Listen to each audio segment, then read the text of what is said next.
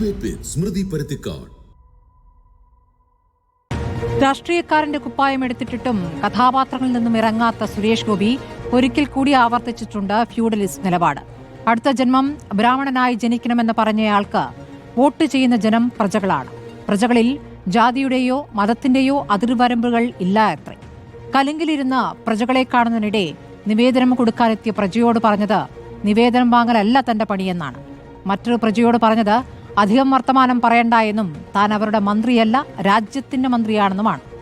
കേരളത്തിന്റെ സമര ചരിത്രത്തിൽ ആഴത്തിൽ അടയാളപ്പെടുത്തിയ ആലപ്പുഴ സമരം ചെയ്തു നശിപ്പിച്ചെന്ന് പറഞ്ഞതിന് കയറ് പിരിച്ച് ആലപ്പുഴയെ വളർത്തിയ തൊഴിലാളികൾ തന്നെ മറുപടി പറഞ്ഞിട്ടുണ്ട്. ഫ്യൂഡലിസത്തിൽ നിന്നും രാജഭരണത്തിൽ നിന്നും സമരമേറെ ചെയ്താണ് ഈ നാട് ഈ നിലയിൽ എത്തിയതെന്നും എല്ലാവരും അന്തസ്സും അഭിമാനമുള്ള തുല്യ മനുഷ്യരായതെന്നും ജനങ്ങളാൽ തിരഞ്ഞെടുത്ത കേന്ദ്രമന്ത്രിക്ക് ആരെങ്കിലും ഒന്ന് പറഞ്ഞു കൊടുത്താൽ നല്ലതായിരുന്നു. കലിംഗിലെ രാജാവോ എന്നതാണ് ചോദ്യം.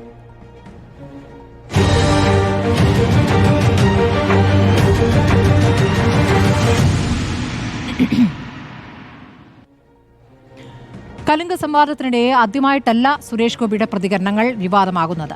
തൃശൂരിലെ പലയിടങ്ങളിലും വലിയ വിവാദങ്ങൾക്ക് വഴിവെച്ചിരുന്നു കലുങ്ക് സഭ. ഇന്ന് ഇടുക്കി മൂലമറ്റത്ത് നടന്ന കലുങ്ക് സഭയ്ക്കിടെയായിരുന്നു പ്രജാപരാമർശം. അർജുൻ മട്ടന്നൂർ വിവരങ്ങൾ നൽകും. അർജുൻ, കലുങ്ക് തുടർച്ചയായി വിവാദമാകുകയാണ്. ഈ കലുങ്ക് സഭ തന്നെ എന്താണ് ഈ കലുങ്ക് സഭ കൊണ്ട് ഉദ്ദേശിക്കുന്നത്? കലുങ്ക് സഭയിൽ ആളുകളുടെ ആവലാതികൾ കേൾക്കുന്ന ഒരു രാജാവിനെ പോലെയാണോ അദ്ദേഹത്തിന്റെ പ്രതികരണങ്ങൾ വരുന്നത്?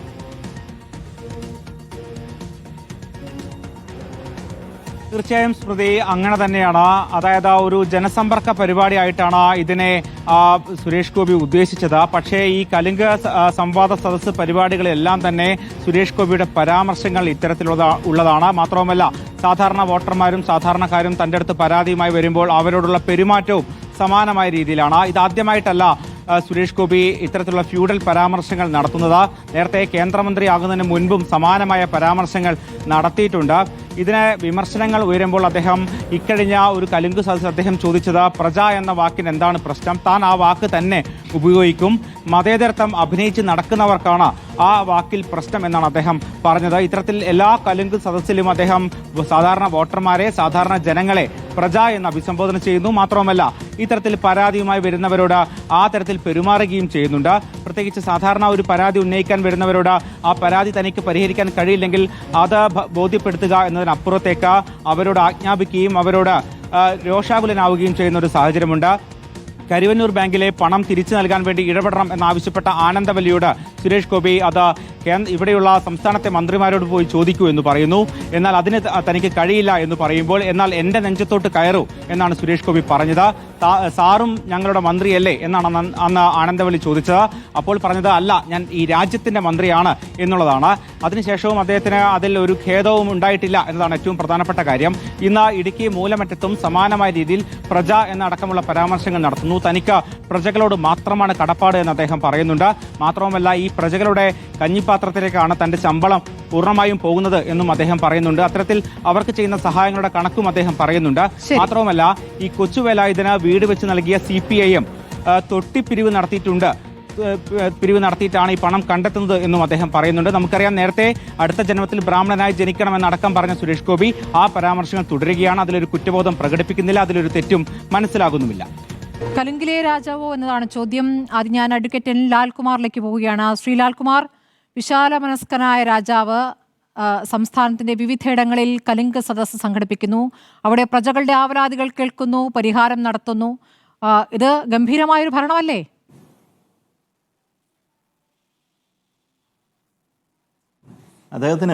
അദ്ദേഹം സിനിമ മേഖലയിൽ നിന്നും സിനിമാ നടന്റെ സ്റ്റേറ്റസിൽ നിന്നും ഒരു ഇഞ്ച് പോലും മാറിയിട്ടില്ല എന്നുള്ളതാണ് പ്രശ്നം. അദ്ദേഹത്തിന് അഭിനയിക്കാൻ അറിയാമോ എന്ന് ചോദിച്ചാൽ സിനിമയിലും അദ്ദേഹത്തിന് അത്ര വലിയ അഭിനയപാഠം ഉള്ള ഒരാളായിട്ട് ഞാൻ കണക്കാക്കുന്നില്ല വ്യക്തിപരമായി. പക്ഷേ അദ്ദേഹത്തെ ഇഷ്ടപ്പെടുന്ന ഒരുപാട് പേരുണ്ടാകാം. അത് പോട്ടെ. നോക്കൂ, ഒരു ജനാധിപത്യ രാജ്യത്ത് ഒരു മന്ത്രിയാകുക അല്ലെങ്കിൽ ഒരു MP ആകുക എന്ന് പറഞ്ഞാൽ നിങ്ങൾ ഒരു പാർലമെന്ററി ഡെമോക്രാറ്റിക് സിസ്റ്റത്തിൽ ഒരു ഓത്തെടുത്താണ് മുന്നോട്ട് പോകുന്നത്. അവിടെ നിങ്ങൾ ഈ പറയുന്ന ഇക്വാലിറ്റി എന്ന് പറയുന്ന പ്രിൻസിപ്പിളിനെ അപ്ഹോൾഡ് ചെയ്യേണ്ട ഒരാളാണ് അദ്ദേഹം. പ്രജ എന്ന് ഇവിടുത്തെ വി ദ പീപ്പിൾ ഓഫ് ഇന്ത്യയെ വിളിക്കുകയാണെങ്കിൽ അവിടെ തന്നെ കാര്യം കഴിഞ്ഞില്ലേ? നമ്മൾ നോക്കൂ, മൊണാർക്കിയൽ സിസ്റ്റത്തിലോ അല്ലെങ്കിൽ ഫ്യൂഡൽ കാലഘട്ടത്തിലോ ഒന്നും അല്ലല്ലോ ജീവിക്കുന്നത്. നമുക്ക് ജനാധിപത്യ ഇന്ത്യയിൽ ഒരു ഭരണഘടനയുണ്ട്. ആ ഭരണഘടന സമത്വത്തിൻ്റെയും സാഹോദര്യത്തിൻ്റെയും ഭാഷ, സോഷ്യലിസത്തിൻ്റെ, ഗാന്ധിയൻ സോഷ്യലിസത്തിൻ്റെ ഭാഷ നമ്മളോട് പറയുന്നു. അവിടെ അദ്ദേഹം ഇപ്പോഴും അദ്ദേഹം ജീവിക്കുകയാണ്. ഈ പറയുന്ന ഒരു കമൻറ്റ് പറയുന്നതും ഡയലോഗ് പറയുകയാണ്. ശ്രദ്ധിച്ച് നോക്കിയാൽ മനസ്സിലാവും. അദ്ദേഹം ഒരിക്കലും ഒരു വാർത്താ സമ്മേളനം നടത്തുകയല്ല. അദ്ദേഹം ഒരു ഷൂട്ടിനകത്തെ ഡയലോഗ് ഡെലിവറിയാണ് അദ്ദേഹം എപ്പോഴും നടത്തുന്നത്. അത് പിന്നെ എന്നൊക്കെ പറഞ്ഞിട്ട് നമ്മൾ ഈ സിനിമയ്ക്ക് അത് കാണത്തില്ലേ, അതേ ടോണിലാണ് അദ്ദേഹം സംസാരിക്കുന്നത്. അദ്ദേഹം ഒരിക്കലും ഒരു മിസ്റ്റേക്ക് പറ്റാം. നമുക്ക് എല്ലാവർക്കും തെറ്റുകൾ പറ്റാം. നമ്മുടെ ഭാഷയ്ക്കകത്ത് ചിലപ്പം ഫ്യൂഡലിസ്റ്റിക് ലൈൻസ് ഉണ്ടാകാം, ഒരു ഇമ്പീരിയലിസ്റ്റിക് ലൈൻസ് ഉണ്ടാകാം. പക്ഷേ അതിൽ നിന്ന് എത്ര കറക്റ്റീവ് മെഷേഴ്സാണ് നമ്മൾ എടുക്കുന്നത് എന്നുള്ളതാണ് ഒരു വ്യക്തിയെ സംബന്ധിച്ചിടത്തോളം, ഒരു ഇൻഡിവിജ്വലിനെ സംബന്ധിച്ചിടത്തോളം അയാൾ ഒരു പ്രോഗ്രസീവ് ലൈനിലേക്ക് വരിക എന്ന് പറഞ്ഞാൽ. ഇദ്ദേഹം ഓരോ ദിവസം തോറും പുറകോട്ട് പോകുക എന്നുള്ളതാണ്. ഇപ്പം ശബരിമല തന്ത്രിയാകണം, പക്ഷെ ഒരാൾക്ക് ശബരിമല തന്ത്രിയാകണമെന്ന് ആഗ്രഹിക്കുന്നത് തെറ്റില്ല. അത് അടുത്ത ജന്മത്തിൽ ബ്രാഹ്മണനായി ജനിച്ച് എന്ന് വെച്ചാൽ അടുത്ത ജന്മത്തിലും ഈ ബ്രാഹ്മണിക്കൽ സിസ്റ്റം, ഈ ഹൈറാർക്കിക്കൽ സിസ്റ്റം ഇവിടെ നിൽക്കണം എന്നൊരു ഇൻഹറന്റ് മീനിങ് അതിനകത്തില്ലേ? അങ്ങനെ പറയുന്നതിനൊന്നും ഒരു ദാക്ഷിണ്യവുമില്ല. അദ്ദേഹത്തെ സംബന്ധിച്ചിടത്തോളം അദ്ദേഹത്തിന് റിപ്പൻറ്റ് ചെയ്യാതെ അദ്ദേഹം മുന്നോട്ട്, അദ്ദേഹം പറയുന്നതിൻ്റെ കോൺസിക്വൻസ്, യഥാർത്ഥത്തിൽ അദ്ദേഹം പറയുന്ന ഓരോ സെന്റൻസിന്റെയും സോഷ്യൽ പൊളിറ്റിക്കൽ കോൺസിക്വൻസിനെ കുറിച്ച് അദ്ദേഹം അറിയുന്നില്ല എന്നുള്ളതാണ്. അദ്ദേഹത്തിന് അത് മനസ്സിലാക്കുന്നില്ല എന്നുള്ളതാണ്, അല്ലെ മനസ്സിലാക്കാൻ ശ്രമിക്കുന്നില്ല എന്നുള്ളതാണ്. കൂട്ടത്തിൽ നിൽക്കുന്നവർക്ക് അദ്ദേഹത്തിന് പറഞ്ഞു കൊടുക്കാൻ പറ്റുന്ന സാഹചര്യം പോലും ഉണ്ടെന്ന് എനിക്ക് തോന്നുന്നില്ല. നടത്തിയേനെ അദ്ദേഹം ഈ പൊട്ടിയ പട്ടം പോലെ അദ്ദേഹം ഈ സിനിമയ്ക്കകത്ത് കഴിഞ്ഞ ദിവസം അദ്ദേഹത്തിന്റെ ഒരു ഡയലോഗ് കേൾക്കുമായിരുന്നു. കമ്മീഷണർ സിനിമയ്ക്ക് എന്താ കുഴപ്പം? കമ്മീഷണർ സിനിമയ്ക്കകത്തെ അരാഷ്ട്രീയത്തെക്കുറിച്ച് അദ്ദേഹത്തിന് മനസ്സിലായിട്ടില്ലാത്തതുകൊണ്ടാണ്. അത് അഭിനയിച്ച അദ്ദേഹമാണെങ്കിൽ നമ്മൾ ഈ പറയുന്ന ആൾക്കാർ കൈയടിക്കുന്നു, അദ്ദേഹം വലിയ അനീതിക്കെതിരെ പ്രതികരിക്കുന്ന ആളാണ് അതിനകത്തെങ്കിൽ പോലും അതിനകത്ത് എത്രമാത്രം അരാഷ്ട്രീയമുണ്ട് എന്നുള്ളത് അദ്ദേഹത്തിന് ഇപ്പോഴും മനസ്സിലായിട്ടില്ല. അപ്പൊ കമ്മീഷണർ സിനിമയ്ക്കകത്തെ പരചന്ദ്രൻ എന്താ കുഴപ്പമെന്നാണ് ചോദിക്കുന്നത്. അത് മൊത്തം കുഴപ്പമാണ്, അതാ പ്രശ്നം. അത് നോക്കൂ, ഒരു കഥാപാത്രത്തെ ഒരാൾ ഉണ്ടാക്കിയിരിക്കുന്നു, ആ കഥാപാത്രമായി അദ്ദേഹത്തിന് ജീവിക്കുന്നതിന് മടിയില്ല എന്ന് അദ്ദേഹം വ്യക്തമാക്കി കഴിഞ്ഞിരിക്കുന്നു. ഇതല്ലേ പ്രശ്നം? നമുക്ക് വേണ്ടത് ഒരു കഥാപാത്രത്തെ അല്ല. നമുക്ക് സുരേഷ് ഗോപി എന്ന് പറയുന്ന ഈ പറയുന്ന ഏകലവ്യൻ സിനിമയിലെ സുരേഷ് ഗോപിയെ റോഡിലിറങ്ങി നമുക്ക് വേണ്ടാന്നേ. നമുക്ക് പാവപ്പെട്ടവർക്ക് വേണ്ടി പ്രവർത്തിക്കുന്ന, ഈ പാവപ്പെട്ടവർക്കും പണക്കാർക്കും എല്ലാവരും വേണ്ടി പ്രവർത്തിക്കുന്ന ഒരു സിസ്റ്റം ഇവിടെ ഉണ്ടാക്കിയെടുക്കാനായിട്ട് ഒരാളെയാണ് പറഞ്ഞത്. സിസ്റ്റമിക് റിഫോംസിന് വേണ്ടിയിട്ടാണ് അദ്ദേഹത്തിനോട് വെച്ചിരിക്കുന്നത്. അദ്ദേഹം പറഞ്ഞിരിക്കുന്നു, നോക്കൂ, അദ്ദേഹത്തിന് ഇടുന്ന ശമ്പളത്തിന് 1 രൂപ പോലും അദ്ദേഹം എടുത്തിട്ടില്ല. അതിലെന്താ കാര്യം ഇരിക്കുന്നത്? അതാണോ ഇവിടുത്തെ ആവശ്യം?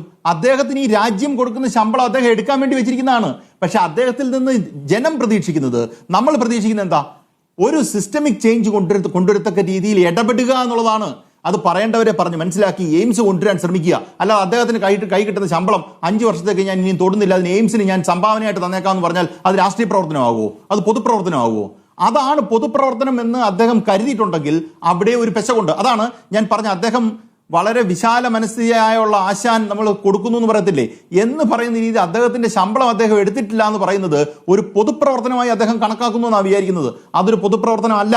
കേരളത്തിന്റെ മുഖ്യമന്ത്രിക്ക് കൊടുത്തിരിക്കുന്ന സൗകര്യം അദ്ദേഹം ഉപയോഗിക്കാതെ അന്ന് എന്റെ ശമ്പളം മൊത്തം ഇപ്പോൾ ഒരു ദുരന്തം വരുമ്പോൾ കൊടുക്കുന്നു എന്ന് പറയുന്ന പോലെ അല്ല. ഞാൻ ഇതിനു വേണ്ടിയിട്ട് മൊത്തത്തിൽ മാറ്റി വെച്ചിരിക്കുന്നു, അന്നാ വേറൊരു പണിയും ചെയ്യുന്നില്ല, അല്ലെങ്കിൽ ഓരോ റിക്വസ്റ്റുമായിട്ട് വരുന്ന ആൾക്കാരെ ഓടിച്ചു വിടുക, പേടിപ്പിച്ചു വിടുക, എൻ്റെ ജോലി അല്ല എന്ന് പറയുക. അവിടെയും ഫ്യൂഡൽ ഭാഷ ഉപയോഗിച്ച് എന്താണോ ജനാധിപത്യ ഇന്ത്യ ആഗ്രഹിക്കുന്നത്, എന്താണോ ജനാധിപത്യ ഇന്ത്യ മുന്നോട്ട് പോകാൻ ആഗ്രഹിക്കുന്നത്, അതിൽ നിന്ന് ഘടകവിരുദ്ധമായി പ്രവർത്തിച്ച ശേഷം എൻ്റെ ശമ്പളം ഞാൻ കൊടുക്കുന്നു എന്ന് പറയുന്നതിൽ എന്താ അർത്ഥമുള്ളേ? അതിനകത്ത് എന്തെങ്കിലും കാര്യമുണ്ടോ? ശരി, ശ്രീ രാഹുൽ ഈശ്വർ, രാജാവിൽ നിന്നും പ്രജയിൽ നിന്നും ഒന്നും വളരാത്ത ഒരു സഹമന്ത്രിയാണോ ഇപ്പോൾ നമുക്ക് കിട്ടിയിരിക്കുന്നത്? അദ്ദേഹത്തിന്റെ വിശാല മനസ്സുകൊണ്ട് അദ്ദേഹം പറയുകയാണ്, പ്രജകളുടെ കാര്യത്തിൽ ജാതിയുടെയോ മതത്തിന്റെയോ ഒരു കാര്യത്തിന്റെയും അതിർവരമ്പുകൾ ഞാൻ സൃഷ്ടിച്ചിട്ടില്ല. എൻ്റെ ശമ്പളം രാജ്യസഭാ MP ആയത് മുതൽക്കുള്ള ശമ്പളം പ്രജകളുടെ കഞ്ഞിപ്പാത്രത്തിലേക്ക് അങ്ങ് ഇട്ടുകൊടുക്കുകയാണ്. എന്തൊരു വിശാല മനസ്സാണ്! അപ്പോൾ അതിനെ നമ്മൾ അങ്ങനെ എടുക്കണം. അങ്ങനെ വിശാല മനസ്സുള്ള രാജാവ് പക്ഷേ കലുങ്കിലിരിക്കുമ്പോൾ ഈ നിവേദനം നൽകാൻ എത്തുന്നവരുടെ നിവേദനത്തിൻ്റെ സ്വഭാവം അനുസരിച്ച് അറിയാതെ രാജാവിൻ്റെ സ്വഭാവം മാറിപ്പോകുന്നുണ്ട്. ഒരു നിവേദനം, ഒരു വയോധികൻ നിവേദനവുമായി വന്നപ്പോൾ വീടിൻ്റെ ആവശ്യമാണ്, അതങ്ങ് മുഖ്യമന്ത്രിയുടെ അടുത്ത് പറഞ്ഞാൽ മതി എന്ന് പറയുന്നു. മറ്റൊരു വയോധികയായിരുന്നു, അവർക്ക് ഈ കരുവന്നൂർ ബാങ്കിൻ്റെ പണം ഒന്ന് കിട്ടാനുള്ളതായിരുന്നു, അപ്പോൾ എൻ്റെ നെഞ്ചത്തേക്ക് കയറിക്കോ എന്ന് പറയുന്നു.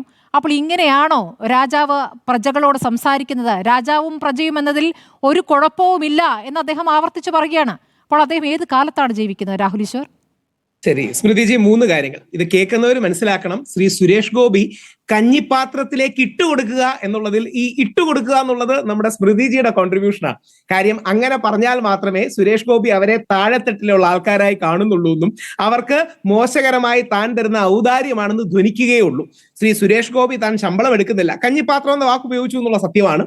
പക്ഷെ ഇട്ടുകൊടുക്കുക എന്ന് ഉപയോഗിച്ചാൽ മാത്രമേ സുരേഷ് ഗോപിയോട് ഒരു വിപ്രതിപത്തി തോന്നൂ എന്നുള്ളത് കൊണ്ടും ഒരു പക്ഷേ ചോദ്യരൂപേണ സ്മൃതിജി ചോദിച്ചതായിരിക്കാം. ഞാൻ അതിന് എതിർപ്പ് പറയുന്നില്ല. ആദ്യം ശ്രീ ലാലിനും കൂടി ഒരു മറുപടി പറഞ്ഞിട്ട് തുടങ്ങാം. അതായത് മലയാള ചരിത്രത്തിലെ ഏറ്റവും വലിയ ഹിറ്റുകളിലൊന്നാണ് ഭരത്ചന്ദ്രൻ IPS. ആ ഭരത്ചന്ദ്രൻ IPSന്റെ കഥാപാത്രത്തിന് തെറ്റുണ്ടെന്ന് പറഞ്ഞാൽ പറയാൻ കഴിയും ഏക മറുപടി, ഇനി സിനിമ എടുക്കുമ്പോൾ AKG സെന്ററിൽ നിന്ന് തിരക്കഥ വെരിഫൈ ചെയ്ത് വാലിഡേറ്റ് ചെയ്ത് മേടിച്ച് അതിൽ ലെഫ്റ്റ് ലിബറൽ പൊളിറ്റിക്സിന്റെ എലിമെന്റ് ചേർക്കാം എന്ന് പറഞ്ഞുകൊണ്ട് സിനിമ എടുക്കാൻ അദ്ദേഹത്തോട് അഭ്യർത്ഥിച്ച് നോക്കാമെന്ന് മാത്രമേ ഉള്ളൂ. അപ്പോ സുരേഷ് ഗോപിയെ ഇഷ്ടമല്ലാത്തതുകൊണ്ട് സുരേഷ് ഗോപി എല്ലാം ദേഷ്യം എന്ന് പറയുന്നതിൽ എന്തെങ്കിലും അർത്ഥമുണ്ടോ? പിന്നെ ശ്രീ ലാല് പറഞ്ഞ ഒരു കാര്യം വളരെ സത്യമാണ്. അദ്ദേഹത്തിന് അഭിനയിക്കാൻ അറിവ് വളരെ കുറവാണ്. പ്രത്യേകിച്ച് ജീവിതത്തിൽ അദ്ദേഹം ഒട്ടും അഭിനയിക്കാത്തൊരു വ്യക്തിയാണ്. സിനിമയിൽ ഗംഭീര പെർഫോമൻസ് ആണ്. അദ്ദേഹം ദേഷ്യം വന്നാൽ ദേഷ്യപ്പെടും, സന്തോഷം വന്നാൽ സന്തോഷം കാണിക്കും. രാഷ്ട്രീയക്കാരെ പോലെ എപ്പോഴും ഒരു പ്ലാസ്റ്റിക്കായ ചിരി ഒട്ടിച്ചുകൊണ്ട് നടക്കുന്ന വ്യക്തിയല്ല സുരേഷ് ഗോപി. ചില സമയത്ത് ചൂടായി സംസാരിക്കും, ചില സമയത്ത് സന്തോഷം, ചില സമയത്ത് വിഷമം കാണിക്കും. അപ്പോൾ ഒരു പച്ച മനുഷ്യനായി സാധാരണ മനുഷ്യനായി ജീവിക്കുന്ന ഒരാളാണ്. അതുകൊണ്ട് അഭിനയം രാഷ്ട്രീയക്കാരുടെ അത്ര എന്തായാലും വരില്ല. നമ്മുടെ നേതാക്കളുടെ അത്ര അഭിനയപാഠം എന്തായാലും സുരേഷ് ഗോപിക്ക് ഇല്ല എന്ന കാര്യത്തിൽ എനിക്ക് യാതൊരു സംശയവുമില്ല. ഇനിയും സ്മൃതി ചോദിച്ച ചോദ്യങ്ങൾക്ക് ആ ജാതിയുടെ പരാമർശം അടക്കമുള്ള മറുപടി. ഞങ്ങളുടെ ഒരു പരിപാടിക്ക് വന്നാണ്, എന്റെ അമ്മയൊക്കെ ഇരിക്കുന്ന വേദിയിൽ കൂടെ വെച്ചാണ് ശ്രീ സുരേഷ് ഗോപി ബ്രാഹ്മണ പരാമർശം നടത്തിയത്. പ്രത്യേകിച്ച് എന്റെ മുത്തശ്ശൻ അടക്കമുള്ളവരെ റെഫർ ചെയ്തുകൂടാണ് നടത്തിയത്. എനിക്ക് എന്തായാലും അടുത്തൊരു ജന്മത്തിൽ ഭാരതകേസരി മന്നത്വനാൻ പറയുന്നത് പോലെ ഞങ്ങൾ നായരും ഈഴവനും പുലേനും നമ്പൂതിരിയും എല്ലാം ശ്രീനാരായണീയരാണ്. അദ്ദേഹത്തിന്റെ പാതയിൽ ജനിക്കണമെന്നുള്ളതാണ് സാധാരണ, അല്ലെങ്കിൽ എനിക്ക് ആഗ്രഹം. സാധാരണ ഹിന്ദുക്കൾക്ക് അങ്ങനെ ഉച്ചനീചത്വമില്ല. സുരേഷ് ഗോപി ഇന്ന് കൃത്യമായി മറുപടിയും പറഞ്ഞിട്ടുണ്ട്. ചില ആൾക്കാർക്ക് ബ്രാഹ്മണൻ, പ്രജ തുടങ്ങിയ കാര്യങ്ങൾ ചില മാധ്യമപ്രവർത്തകർക്ക് കേട്ടാൽ അവർക്ക് ആകെ ഒരു പൊല്ലാപ്പാണ് എന്ന്. നമ്മുടെ ചരിത്രത്തിന്റെ ഭാഗമായി, സംസ്കാരത്തിന്റെയും പാരമ്പര്യത്തിന്റെയും ഭാഗമായി വന്ന വാക്കുകളാണ്. പ്രജ, നമ്മുടെ ശിവൻകുട്ടി സാറ് ട്രോൾ ചെയ്തിട്ടുണ്ട്. പ്രജ മോഹൻലാലിന്റെ സിനിമയല്ലേ? പ്രജ എന്ന മോഹൻലാലിന്റെ സിനിമയും പ്രജാപതി എന്ന മമ്മൂട്ടിയുടെ സിനിമയും, പ്രജ എന്ന് പറഞ്ഞാൽ അവിടെ ജീവിക്കുന്ന ജനങ്ങൾ എന്ന് മാത്രമേ അർത്ഥമുള്ളൂ. പ്രജാപതി എന്ന് പറഞ്ഞാൽ ജനങ്ങളുടെ അധിപൻ എന്ന് മാത്രമേ അർത്ഥമുള്ളൂ. അപ്പോൾ ഈ വാക്കുകൾ നമ്മുടെ സംസ്കാരവുമായി ബന്ധപ്പെട്ട വാക്കുകൾ ഉപയോഗിക്കുന്നതുകൊണ്ട് അദ്ദേഹം ഫ്യൂഡലാന്ന് പറയുന്നതിന് അർത്ഥമുണ്ടോ? അദ്ദേഹത്തിന്റെ തൊട്ടടുത്തിരിക്കുന്ന ഒരാൾ ആദിവാസി ഊരിലെ രാജാവായ മന്നൻ രാജാവാണ്. Subject to correction. എനിക്ക് അദ്ദേഹത്തെ 1-2 പ്രാവശ്യം കണ്ടു പരിചയമേ ഉള്ളൂ. അദ്ദേഹത്തെ അവിടുത്തെ ഊരിലെ രാജാവെന്നാണ് വിശേഷിപ്പിക്കുന്നത്. ജനാധിപത്യമല്ലേ, ഭരണഘടനയല്ലേ? ഉദ്ദേശിക്കുന്നത് ഇരുത്തിയത് മഹാമനസ്കത എന്നാണോ അങ്ങ് ഉദ്ദേശിക്കുന്നത്? ആര് പറഞ്ഞു? അങ്ങനെ പറഞ്ഞേ ഇല്ല. മന്നൻ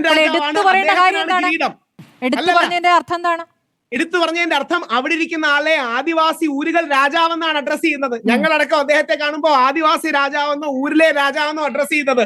മഹാത്മാഗാന്ധി മഹാത്മാ അയ്യങ്കാളിയെ കണ്ടപ്പം പുലേ രാജാവെന്നാണ് അഡ്രസ് ചെയ്തത്. അത് നമ്മുടെ സംസ്കാരത്തിന്റെ ഭാഗമായി വരുന്ന വാക്കുകളാണ്. മഹാത്മാഗാന്ധി ജാതിവാദിയാണോ? മഹാത്മാ അയ്യങ്കാളിയെ കാണുമ്പോൾ പുലേ രാജാവെന്ന് അഡ്രസ് ചെയ്യാൻ മഹാത്മാഗാന്ധി ജാതിവാദിയായിട്ടാണോ? നമ്മുടെ പിന്നോക്ക ജനവിഭാഗങ്ങളിൽ നിന്ന് നമ്മുടെ എല്ലാം നായകനായി വന്ന ആളാണ് മഹാത്മാ അയ്യങ്കാളി. വില്ലുവണ്ടി യാത്രയിലൂടെ അടക്കം കേരളത്തിൽ ഏറ്റവും വലിയ കോൺട്രിബ്യൂഷൻ നടത്തിയ ആളാണ്.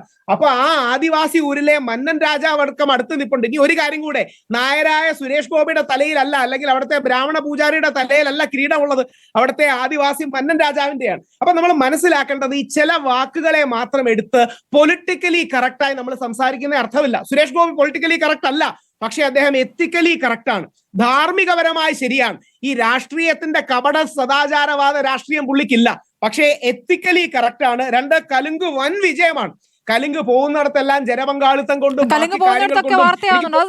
സത്യമാണ് രാഹുൽ ഈശ്വർ. കലുങ്ക് വൻ വിജയമാണെന്നോ? തീർച്ചയായും വൻ വിജയമാണ്. വിജയം വാർത്തയാവുന്നുണ്ട്.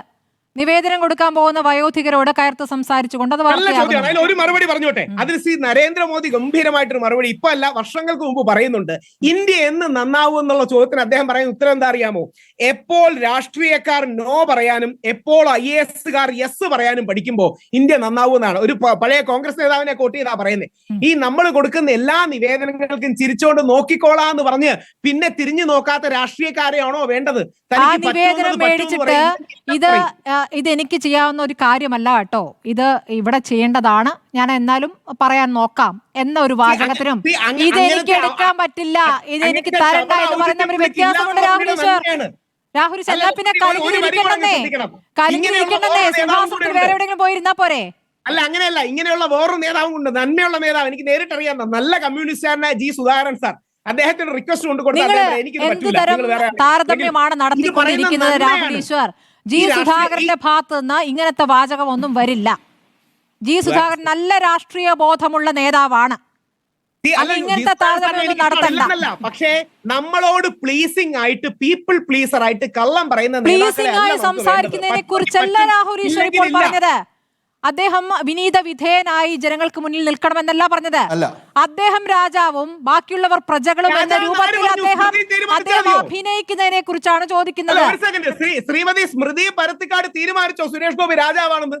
സുരേഷ് ഗോപി രാജാവാണെന്ന് ശ്രീമതി സ്മൃതി പരുത്തിക്കാട് പറയുന്നത് അദ്ദേഹത്തോട് പ്രജകൾക്ക് അങ്ങോട്ട് ശമ്പളം ദാനം ചെയ്യുന്നത് ആരാണ്?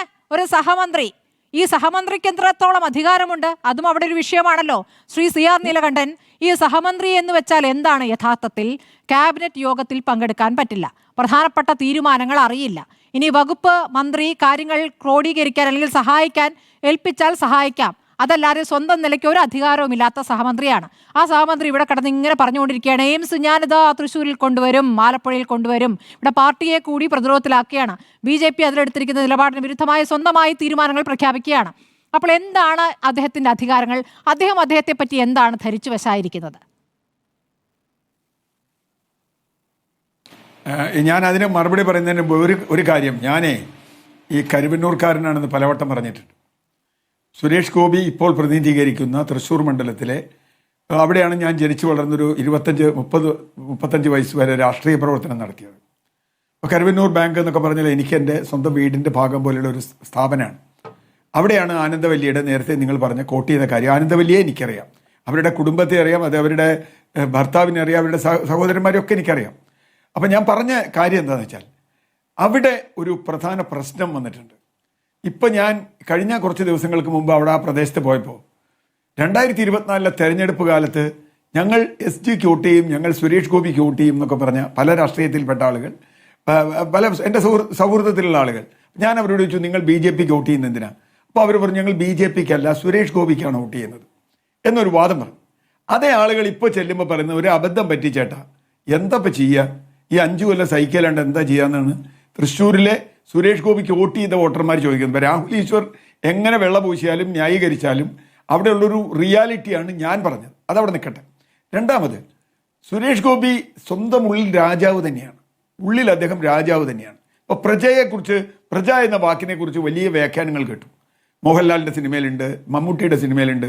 ഞാൻ സിനിമയിലെ രാഷ്ട്രീയങ്ങളെ അംഗീകരിക്കുന്ന ആളല്ല, സിനിമ കാണുന്ന ആളാണ്. സിനിമ കാണുമ്പോൾ സിനിമ ഉണ്ടാക്കിയ ആളുടെ രാഷ്ട്രീയം അതാണ്. എനിക്കിഷ്ടമാണെങ്കിൽ പ്രജാപതി എനിക്കിഷ്ടമാണ്, പ്രജ എനിക്ക് അത്ര ഇഷ്ടമല്ല. എന്നാൽ പോലും ഇപ്പോൾ ഈ പറഞ്ഞതുപോലെ മറ്റേ മോഹൻലാലിൻ്റെ ഒക്കെ ഒരു ഇഷ്ടംപോലെ സിനിമകളുണ്ട്. അതൊക്കെ അതിൻ്റെയൊക്കെ ഒരു പൊളിറ്റിക്കൽ എന്ന് നോക്കി നമുക്ക് ആ സിനിമ കാണാനും പറ്റില്ല. കാരണം സിനിമ വേറൊരു ഇൻഡസ്ട്രിയാണ്. നമുക്ക് അങ്ങനെ കാണാം, പരസ്യം കാണുന്ന പോലെ ഞാൻ സിനിമ കാണുന്നത്, അതവിടെ നിൽക്കട്ടെ.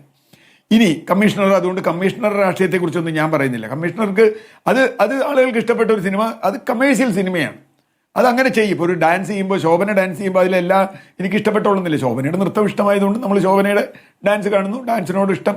അതിൻ്റെ രാഷ്ട്രീയത്തിലേക്ക് നമ്മൾ പലപ്പോഴും പോവാറില്ല. അത് വേണമെന്നുള്ളത് വേറെ കാര്യം, ലാൽകുമാർ പറഞ്ഞ പോലെ അത് വേറെ ചർച്ച ചെയ്യാം. പക്ഷെ ഇവിടെ പ്രശ്നം എന്താ, പ്രജ എന്ന വാക്ക് ഒരു സംശയവും വേണ്ട, അത് ഓരോ വാക്കിനും അതിൻ്റെ പൊളിറ്റിക്സ് ഉണ്ട്. ഞാൻ രാജാവാണ്, അപ്പം അദ്ദേഹം രാജമന്നാനെ മറ്റേ ഇദ്ദേഹത്തെക്കുറിച്ച് പറഞ്ഞു, ആദിവാസി ഊരിലെ രാജാവ്, കിരീടമുണ്ട്. അവിടെ ആദിവാസി ജനങ്ങൾ അദ്ദേഹത്തെ ഞാൻ അവിടെ ഇഷ്ടം പോലെ പ്രാവശ്യം പോയിട്ടില്ല, ഇടമലക്കുടി. അപ്പോൾ അവിടെ ഇഷ്ടം പോലെ അവർക്ക് അവരുടെ ജനങ്ങൾ, അവർ മാത്രമാണ് അദ്ദേഹത്തെ രാജാവായിട്ട് വയ്ക്കുന്നത്, അതുകൊണ്ട് ബാക്കി ജനങ്ങളല്ല. പക്ഷെ സുരേഷ് ഗോപി അങ്ങനെ വന്ന ഒരാളല്ല. സുരേഷ് ഗോപി സിനിമയിൽ നിൽക്കുമ്പോൾ ഇതൊക്കെ പറയുകയാണെങ്കിൽ ഒരു സിനിമാ നടൻ പറയും, ഇപ്പം മമ്മൂട്ടിയോ മോഹൻലാലോ ജഗദീഷ് ഇപ്പോൾ രാഷ്ട്രീയത്തിൽ വന്നെങ്കിൽ ഇപ്പോൾ അദ്ദേഹം ഇല്ലാന്ന് പറഞ്ഞാൽ ഞാൻ മനസ്സിലാക്കും. പക്ഷേ അദ്ദേഹം ഇപ്പോൾ ഇന്ത്യൻ ഭരണഘടനയനുസരിച്ച് നിയമം പാലിക്കാൻ ബാധ്യസ്ഥനായ ഒരു മന്ത്രിയാണ്. അവിടെയാണ് പ്രശ്നം. അദ്ദേഹത്തിൻ്റെ അധികാരം ഉപമന്ത്രിയാണോ സഹമന്ത്രിയാണോ എന്നൊക്കെ ഉള്ളത് വേറെ കാര്യം, അത് അവരുടെ പാർട്ടി തീരുമാനിക്കും. അദ്ദേഹത്തിന് ക്യാബിനറ്റ് റാങ്ക് കിട്ടാത്തതിന് വലിയ വിഷമമുണ്ടായിരുന്നു, നമുക്കറിയാം തുടക്കത്തിൽ. അപ്പോൾ അതൊക്കെ നമ്മളും കണ്ടിട്ടുണ്ട്, അതിൽ വല്ലാത്ത അസംതൃപ്തി ഉണ്ടായിരുന്നു. പക്ഷേ അത് സഹിച്ചു. ഇപ്പോൾ അയാൾ ഇടയ്ക്കിടയ്ക്ക് പറയുന്നുണ്ട്, ഞാൻ സിനിമയ്ക്ക് പോവുകയാണെങ്കിൽ എനിക്ക് മന്ത്രിയാവുന്ന താല്പര്യമില്ല. അതൊക്കെ അവരുടെ ഇൻറ്റേർണൽ കാര്യമാണ്. പക്ഷേ പ്രശ്നം പ്രജ എന്നുള്ള വാക്ക് തന്നെയാണ്. പ്രജ എന്ന വാക്ക് വേണമെങ്കിൽ അതിന് രാജ എന്ന് തന്നെ മറുവശത്ത് വരണം. പ്രജകളല്ല ജനങ്ങൾ, പ്രജകൾ ആണെന്ന് പറയുന്നത് ആ വാക്കിൻ്റെ കോണ്ടെക്സ്റ്റുവലായ ഒരു പൊളിറ്റിക്സ് ഉണ്ട് എന്ന് തന്നെയാണ് ഞാൻ വിചാരിക്കുന്നത്.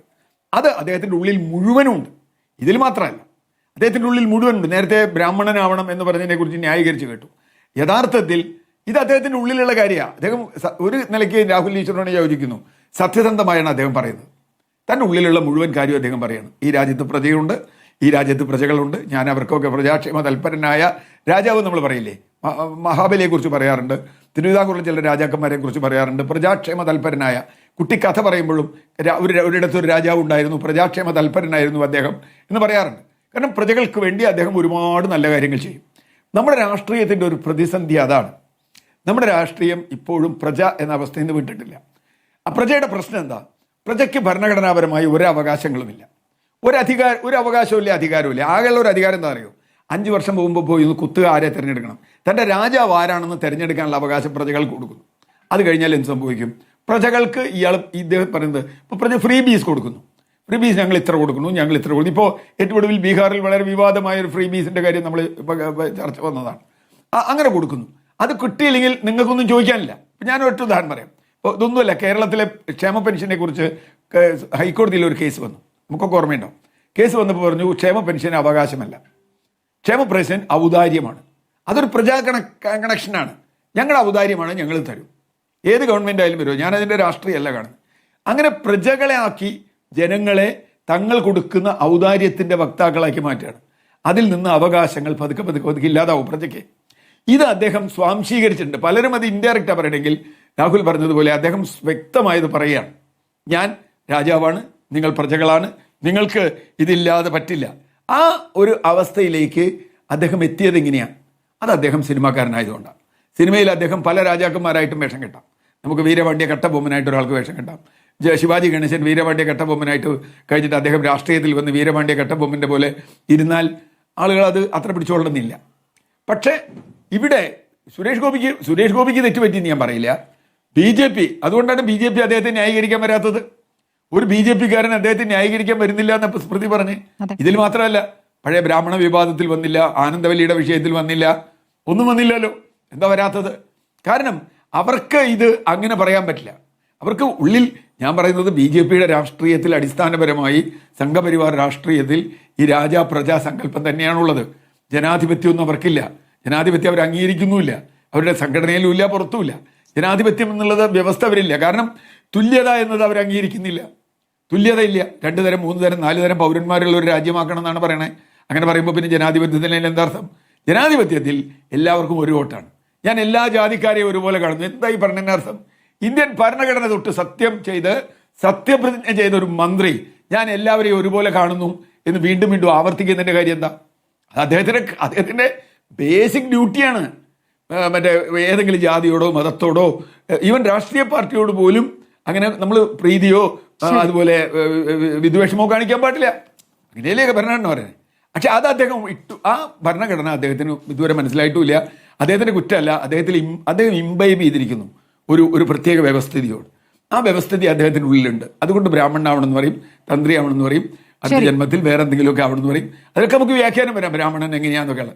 അതുകൊണ്ട് ഞാൻ അദ്ദേഹത്തെ കുറ്റം പറയില്ല. അദ്ദേഹത്തിന് വോട്ട് ചെയ്ത ആളുകൾ അബദ്ധം പറ്റി എന്ന് മാത്രമേ ഞാൻ.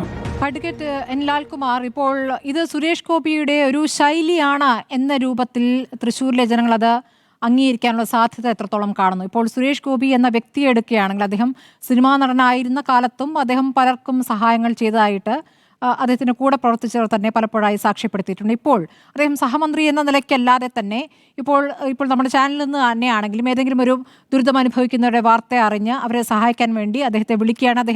അദ്ദേഹത്തിന് കഴിയുന്ന കാര്യങ്ങൾ ചെയ്യാറുണ്ട്. അത് അദ്ദേഹം ആ നിലയ്ക്ക് ചെയ്യുന്നുണ്ട്. പക്ഷേ പ്രതികരണങ്ങൾ, പ്രസംഗങ്ങൾ പലപ്പോഴും ഈ തരത്തിൽ ചില പ്രതികരണങ്ങൾ ക്രൂരമായി തോന്നുന്ന പ്രതികരണങ്ങളും വരുന്നുണ്ട്. അപ്പോൾ ഇത് അദ്ദേഹത്തിൻ്റെ ഒരു ശൈലിയായി അങ്ങനെ വിലയിരുത്തപ്പെടുമോ? നോക്കൂ സ്മൃതി, നമ്മുടെ ഈ ചർച്ചയുടെ ലക്ഷ്യം എന്താ? സുരേഷ് ഗോപി ഒരു മോശം മനുഷ്യനാണ് എന്ന് പറഞ്ഞ് സ്ഥാപിക്കുകയല്ല. നമുക്ക് അങ്ങനെ ഒരു ഇന്റൻഷൻ ഉണ്ടോ? സുരേഷ് ഗോപിക്ക് ഒരുപാട് നല്ല മുഖങ്ങളുണ്ടാകും, ഇല്ലാതിരിക്കുന്ന പ്രശ്നമേ ഇല്ല. ഇദ്ദേഹം ഒരു മോശം മനുഷ്യനാണെന്ന് പറഞ്ഞ് സ്ഥാപിക്കുക അല്ല ഈ ചർച്ചയുടെ ലക്ഷ്യം. അദ്ദേഹത്തിന്റെ നല്ല മുഖങ്ങൾ അവിടെ നിൽക്കട്ടെ. ഇവിടെ വന്ന് 1-2 വിഷയങ്ങൾ പറയാനുണ്ട്. ഇവിടെ നോക്കൂ, AKG സെന്ററുമായിട്ടും ഇങ്ങനെയൊക്കെ കുറെ കാര്യങ്ങൾ പറഞ്ഞു. ഞാൻ പറഞ്ഞ ഒരു എക്സാമ്പിളിനെ എത്ര മനോഹരമായിട്ടാണ് രാഹുൽ ഈശ്വർ അതിനെ ട്വിസ്റ്റ് ചെയ്തത്. ഞാൻ പറഞ്ഞത് എന്താണ്? സുരേഷ് ഗോപി തന്നെ പറയുന്നു, ഞാൻ ഭരത്ചന്ദ്രൻ IPS ആയി റോഡിലിറങ്ങി നിൽക്ക് പ്രവർത്തിച്ചാൽ എന്താണ് കുഴപ്പം എന്നുള്ളൊരു പ്രയോഗം വരുന്നു. ആ ഭരത്ചന്ദ്രൻ IPS അല്ല നമുക്ക് വേണ്ട, പൊതുജനത്തിന്റെ ഭാഗത്തു നിന്ന് വേണ്ട എന്ന് എനിക്ക് പറഞ്ഞുകൂടെ? ആ വിമർശനത്തിന് എന്താ തെറ്റ്? അതിനകത്തൊരു പൊളിറ്റിക്കൽ കറക്റ്റ്നെസ് ഇല്ല. അതിനകത്തൊരു പൊളിറ്റിക്കൽ കറക്റ്റ്നെസിന്റെ ഒരു പ്രശ്നം ആ സിനിമയ്ക്ക് അടിസ്ഥാനത്തിലുണ്ട് എന്ന് പറയുന്നത് സിനിമയെക്കുറിച്ചുള്ള ചർച്ചയല്ല. ആ ഭരത്ചന്ദ്രൻ എന്ന കഥാപാത്രത്തെ ഇപ്പോഴും ആവാഹിച്ച് മനസ്സിൽ വെച്ചിട്ട് പ്രവർത്തിക്കുന്ന ഒരാളെ കുറിച്ചാണ് നമ്മൾ സംസാരിക്കുന്നത്. കാര്യം ഭരത്ചന്ദ്രൻ ഒരു ഇടിയൻ പോലീസാണ്, അദ്ദേഹം ജനാധിപത്യവാദി അല്ല. നീതി ഉണ്ടോ എന്ന് ചോദിച്ചാൽ നീതി എങ്ങനെ നടപ്പാക്കുന്നു എന്നുള്ളതിന് വലിയ പ്രാധാന്യമുണ്ട്. ഏറ്റവും നല്ല നീതി നടപ്പാക്കണം എന്ന് ആഗ്രഹിക്കുന്ന ഒരാളാണ് ആ ആക്ഷൻ ഹീറോ ബിജുവിലെ പോലീസ്. അയാളെ നമുക്ക് അംഗീകരിക്കാൻ പറ്റുവാണോ? കാര്യം കൈ കിട്ടുന്നതിനെല്ലാം കുനിച്ചു നിർത്തി തേങ്ങ വെച്ചിടിക്കുകയാണ് പുറത്ത്. അതാ പറഞ്ഞ മീൻസും എൻസും, എൻസിൽ ജസ്റ്റിസ് ഉണ്ടെന്ന് പറഞ്ഞിട്ട് കാര്യമില്ല, മീൻസിന് വലിയ പ്രാധാന്യമുണ്ട്. അതാ ഞാൻ പറയാൻ ആഗ്രഹിച്ചത്. അടുത്തത് ജാതിയുമായി ബന്ധപ്പെട്ട കാര്യം നോക്കൂ. അദ്ദേഹം ജാതിയല്ല ഒന്നുപോലെ കരുതുന്നത്. അങ്ങനാണെങ്കിൽ ഈ പറയുന്ന തന്ത്രി കുടുംബത്തിൽ ജനിക്കാനായി ബ്രാഹ്മണനായി തന്നെ എന്തിനാ ജനിക്കുന്നത്? ശബരിമലയിൽ അദ്ദേഹത്തിന് ദൈവത്തോട് പ്രാർത്ഥിച്ചുകൂടെ? ശബരിമലയിൽ ഈ പറയുന്ന ബാക്കിയുള്ള ജാതിക്കാരെ എല്ലാം കൂടെ പൂജയ്ക്ക് വെക്കാൻ പറ്റുന്നതിനെ കുറിച്ച് അദ്ദേഹത്തിന് പ്രാർത്ഥിച്ചുകൂടെ? അതായത് പിന്നാക്കക്കാരുടെ ക്ഷേമത്തിന് ഒരു മുന്നാക്കക്കാരനായി താൻ ശ്രമിച്ചാലേ അത് സാധ്യമാകുകയുള്ളൂ. അത് ആ വിഭാഗത്തിന് ആ വകുപ്പ് അത് കൃത്യമായി ചെയ്യാൻ പറ്റില്ല. അത് എന്റെ കയ്യിലേക്ക് വന്നാൽ ഞാൻ അത് വൃത്തിയായി ശരിയാക്കി തരാം. അദ്ദേഹത്തിന്റെ മുന്നിൽ അടുത്ത ജന്മത്തിൽ ബ്രാഹ്മണനായി തന്നെ ജനിക്കണം എന്നുണ്ടെങ്കിൽ അദ്ദേഹം ജാതി കൃത്യമായി മനസ്സിൽ സൂക്ഷിക്കുന്നു. അല്ലെങ്കിൽ ആ ഹൈറാർക്കി ഉണ്ടല്ലോ, സോഷ്യൽ സ്ട്രേറ്റിലുള്ള ഹൈറാർക്കി കൃത്യമായി സൂചിപ്പിക്കുന്നു എന്നുള്ളതാണ്. പിന്നെ അടുത്ത രാഹുൽ ഈശ്വർ പറഞ്ഞൊരു കാര്യം, ഇപ്പൊ ഒന്നാമത്തെ കാര്യം, രാഹുൽ ഈശ്വർ പറയുന്ന വാദങ്ങൾ BJPക്ക് പോലും ഈ പറയുന്ന സുരേഷ് ഗോപിക്ക് വേണ്ടി മുന്നോട്ട് വെക്കാൻ താല്പര്യമില്ലാത്ത വാദങ്ങളാണ് യഥാർത്ഥത്തിൽ രാഹുൽ ഈശ്വർ വെക്കുന്നത്. അല്ലെങ്കിൽ രാഹുൽ ഈശ്വർ ചർച്ചയ്ക്ക് പങ്കെടുക്കേണ്ട കാര്യമില്ലല്ലോ. അതുപോട്ടെ, അദ്ദേഹം പബ്ലിക് ഡിബേറ്റ്സിൽ പങ്കെടുക്കുന്ന ഒരാളാണ്. നമ്മൾ ജാതി എന്ന് പറയുന്ന വിഷയം ഈ പറയുന്ന അദ്ദേഹം എത്തിക്കലി കറക്റ്റാണ്, മോറലി കറക്റ്റാണ് എന്ന് പറഞ്ഞാൽ പറ്റില്ല. കാര്യം എന്താണെന്നറിയോ?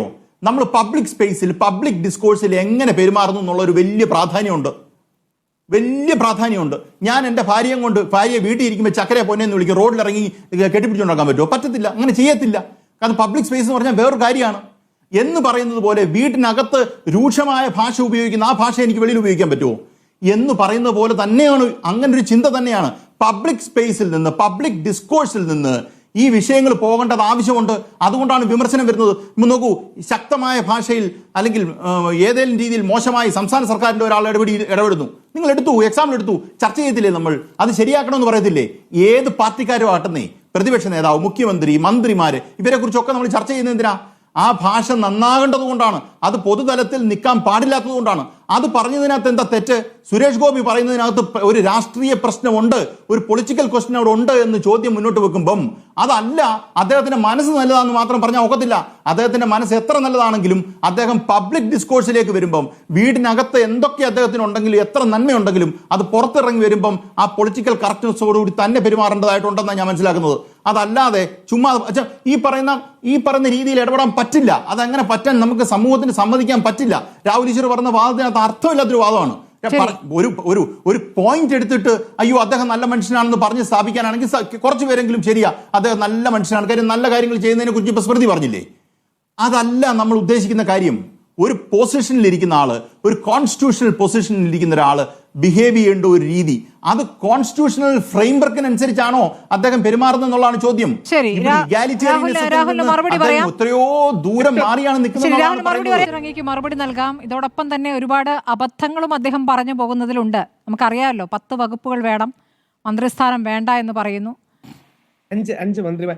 ശരി, ഞാൻ പെട്ടെന്ന് 3 കാര്യങ്ങളിൽ കൗതുകമുള്ള മറുപടി. ഒന്ന്, സുരേഷ് ഗോപിയുടെ മഹത്വം മനസ്സിലാക്കണമെങ്കിൽ അദ്ദേഹം നിൽക്കുന്ന പാർട്ടിയിൽ അദ്ദേഹം പറയുന്നത് പൊതുവേദിയിൽ, ഞാൻ കഴിഞ്ഞ 35 വർഷമായി റംസാന് നോയമ്പെടുക്കുന്നുണ്ട്, പരിശുദ്ധ ഖുറാൻ ചൊല്ലി എനിക്ക് നോമ്പ് തുറക്കാൻ അറിയാം എന്ന് അദ്ദേഹം പറയുന്നത് മലയാളിയുടെ പൊതുനന്മയും ശ്രീ സുരേഷ് ഗോപിയുടെ പൊതുനന്മയുമാണ്.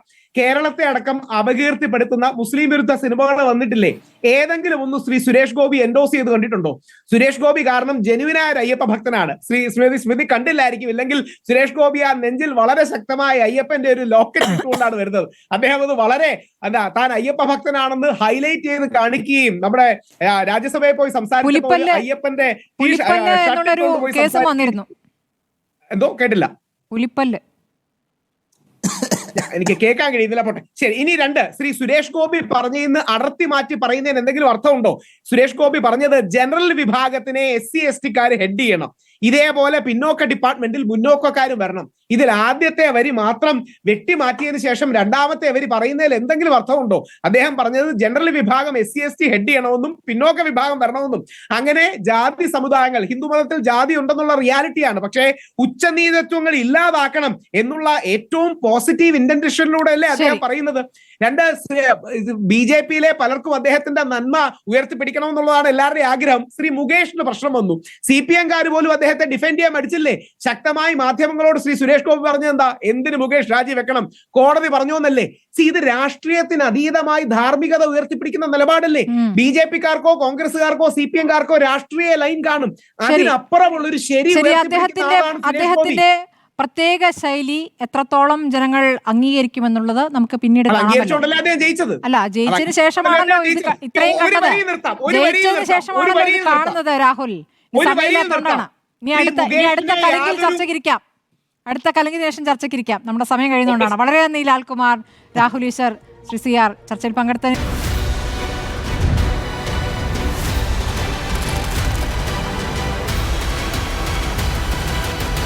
ഡിബേറ്റ് വിത്ത് സ്മൃതി പരുത്തിക്കാട്.